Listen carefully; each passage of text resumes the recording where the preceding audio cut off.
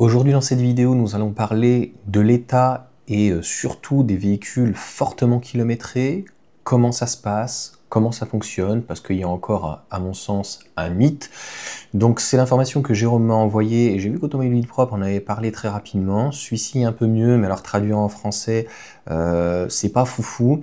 Bref, un véhicule qui a fait plus de 600 000 km, mais qui a 180 000 km a priori, donc 360 000 miles, donc 580 000 km.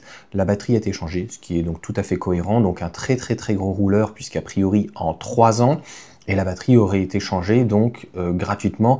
Alors on ne sait pas parce que Automobile Propre dit que ça a été remplacé d'une manière, on va dire, honorable, alors qu'en fait il y a des garanties par rapport à un kilométrage et par rapport à une année.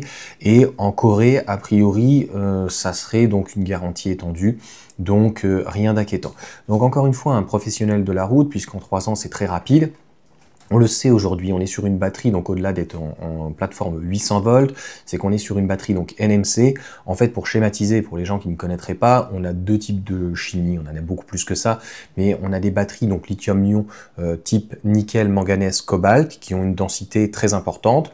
Plus on va avoir une densité en fait plus importante, moins on aura de cycles. Alors beaucoup au départ disaient 2000 cycles, on voit bien qu'on n'y est pas, surtout que ce véhicule-là a été chargé uniquement sur les superchargeurs.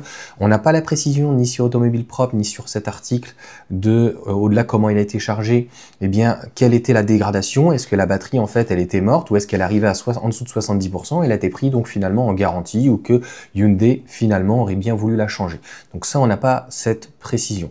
Au-delà de ça, on sait que le nombre de cycles aujourd'hui, entre 1200 et 1500 cycles, c'est ce qu'on constate d'ailleurs avec des OE, et parfois on a des dégradations qui sont plus importantes. J'ai mon ami Step sur sa Model 3, je vous ferai peut-être un retour. Des fois, ça arrive, je crois qu'à 130 ou 170 000 km, je crois que c'était 130 000, eh bien la batterie donc était morte. Donc c'était pas la petite batterie, là c'était la batterie donc en traction. Donc cela en fait étant dit, eh bien on se rend compte encore une fois qu'au nombre de cycles, si on fait 400, 450, 500 km, donc non pas WLTP, mais réel, qu'on applique 1000 à 1200 cycles, eh bien on arrive finalement à ces 550, 580, 600 000 km. Là où il y aura entre guillemets une dernière inquiétude, ça va être au-delà de la batterie, c'est le temps. Comment en fait la batterie va se déprécier dans le temps, et aussi donc des batteries LFP comme je viens de l'expliquer, c'est-à-dire que les batteries LFP, elles sont données en fait en stationnaire à 6000 cycles. Il y en a qui ont déjà été, ça a déjà été le cas, 6000 cycles, on va dire, c'est charge-décharge, peut-être sur 2 journées et sur 10 ans.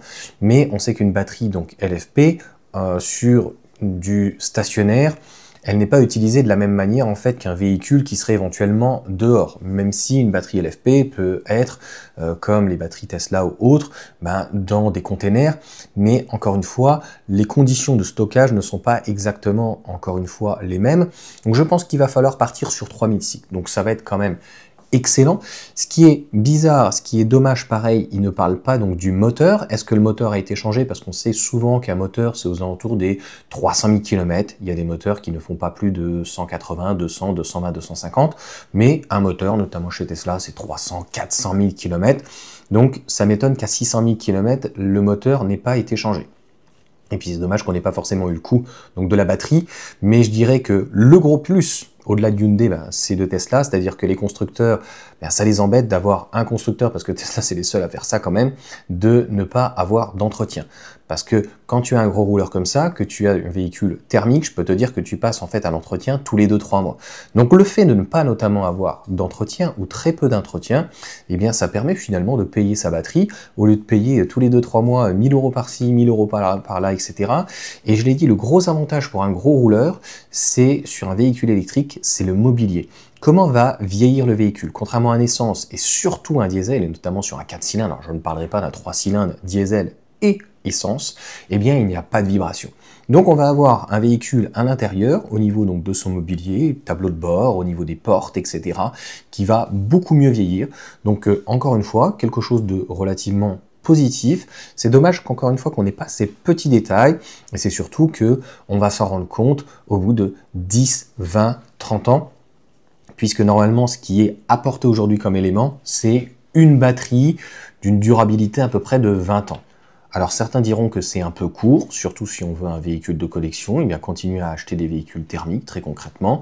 Mais 20 ans, quand on fait 30 000 km finalement par an, ça fait 600 000 km. Donc à un moment donné, ce qui est le plus important, c'est pas la durabilité, c'est la réparabilité et surtout le recyclage. Je pense que ça c'est forcément important et on y reviendra peut-être dans une autre vidéo prochaine où parfois c'est pas toujours aussi facile parce que démanteler une batterie, de recycler certaines choses, eh bien ça demande donc de la dépollution, aussi des solvants, donc ça peut être un petit peu compliqué. En tout cas, encore une fois, et à mon sens, c'est plutôt très positif. Il faut faire, à mon sens, aussi des efforts, encore une fois, sur la partie moteur, remplacement, quand il y a une pompe à chaleur, pour que les techniciens, en fait, les ingénieurs, parfois, ne font, on se demande des fois, même si plutôt ils ne le font pas exprès, en fait, un problème d'accessibilité. Je vois avec la pompe à chaleur, par exemple, chez Tesla, c'est sur une rampe, c'est hyper simple en fait à enlever. Il y a le bac, il y a la bassine, tu enlèves, et puis après, voilà, on met le véhicule hors tension, et c'est relativement simple. Il y a des véhicules où, pareil sur un moteur, il faut tomber le moteur, on retire l'essieu, on remet, enfin, c'est assez simple. Il y en a où il faut, voilà, 10-20 heures, donc il y a, à mon avis, des problèmes de conception en usine, à l'assemblage, mais aussi en remplacement au niveau, en tout cas, du SAV. Je vous souhaite une bonne journée, on se retrouve dans d'autres vidéos, n'hésitez pas à mettre un petit commentaire, un pouce, et puis à vous abonner.